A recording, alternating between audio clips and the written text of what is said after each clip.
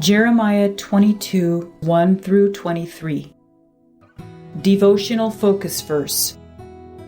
Thus saith the Lord, execute ye judgment and righteousness, and deliver the spoiled out of the hand of the oppressor. And do no wrong, do no violence to the stranger, the fatherless, nor the widow, neither shed innocent blood in this place. For if ye do this thing indeed, then shall there enter in by the gates of this house kings sitting upon the throne of David, riding in chariots and on horses, he and his servants and his people. Jeremiah 22, 3 and 4.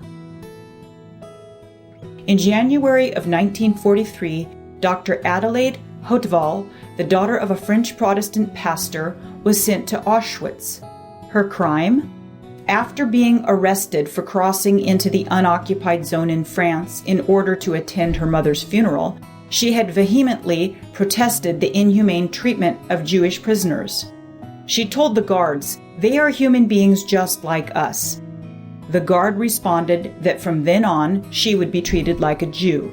She was forced to wear a yellow patch identifying her as a friend of the Jews and was transferred to Auschwitz, the largest of Nazi Germany's concentration and extermination camps. Because of her medical background, Hautval was assigned to the notorious Block 10, where Nazi medical teams performed pseudo-medical experiments on Jewish women. In spite of potential retribution, she courageously refused to participate in these experiments and instead quietly did whatever she could to help the condemned women. Known to the women prisoners as the Angel in White, she hid sick women on the upper bunks, did not report epidemics that occurred in the prison barracks, and offered the Jewish women every possible kindness. In April of 1945, Hautval was liberated by Allied troops and subsequently testified at the trials of several German doctors. At the close of one of those trials, the judge called Hautval one of the most impressive and courageous women who have ever given evidence in the courts of this country. What an example of one who fulfilled the admonition given in our focus verses. Adelaide Hautval did her best to deliver the spoiled out of the hand of the oppressor. She refused, at the peril of her own life, to do violence to the stranger, the fatherless, and the widow. And eventually she was honored for her stand. In 1965, she was given the Righteous Among the Nations award from the government of Israel. In today's focus verses, Jeremiah enjoined King Jehoiakim and 2 others of the ruling family to practice righteousness and justice. They were assured that if they would turn from evil and do right, the kingdom of Judah would flourish. However, the prophet also declared that if they continued in rebellion, they would be utterly destroyed. The principle outlined in these verses is still applicable in our day. Those who choose to do right and live in obedience to God will enjoy His blessing. Although this may not always be evidenced by material prosperity or temporal benefits in this life, it will certainly bring a rich reward in eternity. Conversely, those who refuse to do right, if they continue in that way, will suffer eternal consequences for their rebellion against God. Today, let us purpose to be among those who do right and live in obedience to God. We will never be sorry if we make that choice. Background information. Chapter 22 continues the 9th sermon and begins a series of oracles, including some that Bible scholars believe were given by Jeremiah during the reigns of kings prior to Zedekiah. These messages reinforce the fact that Judah and her kings had been thoroughly warned of the judgment that was going to come upon the nation. Verses 1 through 9 contain a message to the royal house which introduces the other warnings. The responsibilities of the kings were noted and the rewards for fulfilling them mentioned. However, if the kings refused to follow God's commands, their land would be made desolate. Gilead and the head of Lebanon may have referred to the royal palace which was built of oak and cedar. It may also have referred to the countryside of Judah. Gilead was the most fertile area, Lebanon was the highest mountain, but neither the kings nor the natural resources would be sufficient to stop God's judgment. Verses 10 through 12 are an oracle about Shallum, who was also called Jehoahaz. This was Josiah's son, who became king when Josiah was killed at Megiddo.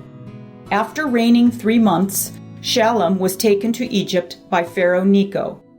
The people of Judah were still mourning for Josiah, but God told them to mourn for Shallum because he would never return to Judah. He was the first of Judah's kings to die in exile.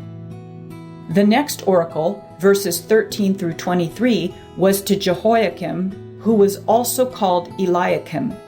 Another of Josiah's sons, he was an ungodly king and unscrupulous ruler. He built a lavish palace by making the people work without receiving pay, and he oppressed them. God reminded Jehoiakim that his father had lived in luxury, but God had blessed him because of his righteousness and justice toward the people. The prophet declared that Jehoiakim would be brought to justice for his violence against the people of Judah. He would die a shameful death and not be buried like a king. In the ancient East, the dead were mourned loudly, but no one would wail for Jehoiakim. His body would be treated like an animal's. Verses 20 through 23 imply again that the allies, or thy lovers, and leaders, or the pastors, of the people of Judah would not be able to help them because they had refused to heed God's warnings. Conclusion. Those who take heed to God's word and choose to live righteously are assured of his blessing, but those who refuse will incur divine judgment. Chapter 22. Thus saith the Lord, Go down to the house of the king of Judah, and speak there this word, and say, Hear the word of the Lord, O King of Judah, that sittest upon the throne of David, thou and thy servants and thy people that enter in by these gates. Thus saith the Lord, Execute ye judgment and righteousness, and deliver the spoiled out of the hand of the oppressor, and do no wrong, do no violence to the stranger, the fatherless, nor the widow, neither shed innocent blood in this place.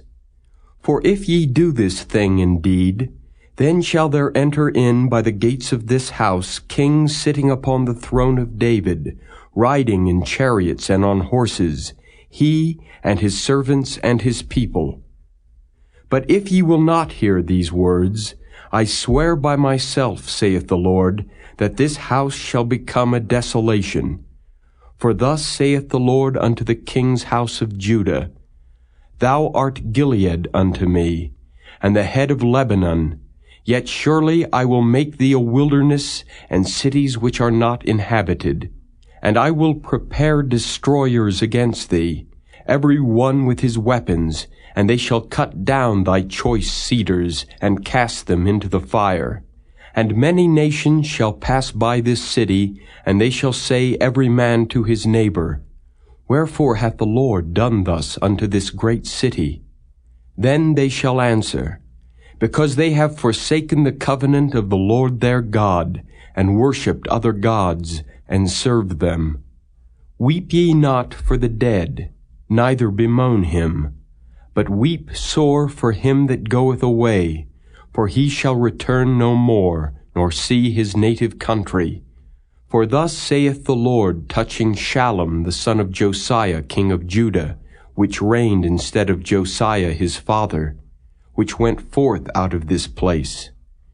He shall not return thither any more, but he shall die in the place whither they have led him captive, and shall see this land no more. Woe unto him that buildeth his house by unrighteousness, and his chambers by wrong, that useth his neighbor's service without wages, and giveth him not for his work, that saith, I will build me a wide house and large chambers, and cutteth him out windows, and it is sealed with cedar and painted with vermilion.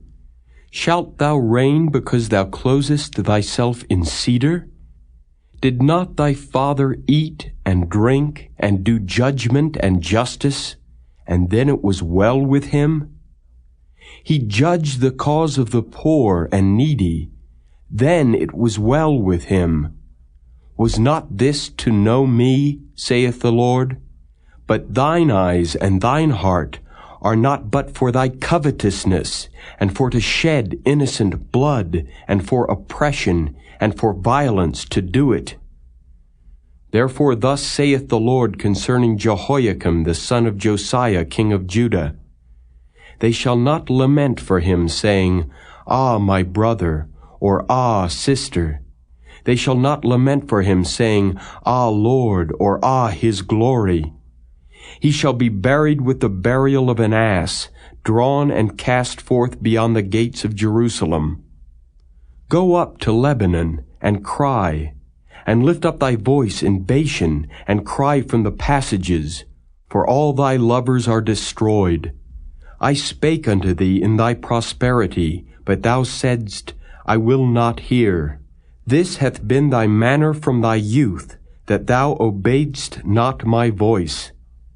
The wind shall eat up all thy pastors, and thy lovers shall go into captivity.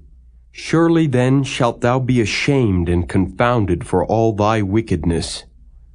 O inhabitant of Lebanon, that makest thy nest in the cedars, how gracious shalt thou be when pangs come upon thee, the pain as of a woman in travail.